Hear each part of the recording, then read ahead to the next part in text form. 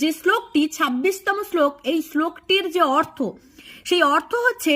যে ভক্ত আমাকে ভক্তিভাবে পত্র, পুষ্প, ফল, জল ইত্যাদি অর্পণ করেন, সেই শুভবুদ্ধি সম্পন্ন নিষ্কাম প্রেমিক ভক্তের ভক্তিপূর্বক দেওয়া পত্র পুষ্পাদি আমি সগুণ রূপে প্রকট হয়ে প্রীতি সহকারে ভক্ষণ করি। তো একটা কথা আমি আজকে না বলেই পারছি না, সেখানে আপনারা কোরআনের প্রত্যেকটি কথাকে পয়েন্ট টু পয়েন্ট মেনে চলার চেষ্টা করেন, সেখানে আমাদের শ্রীমদ্ ভগবত গীতার কথাকে আপনারা এইভাবে কেন অপমানিত করেন?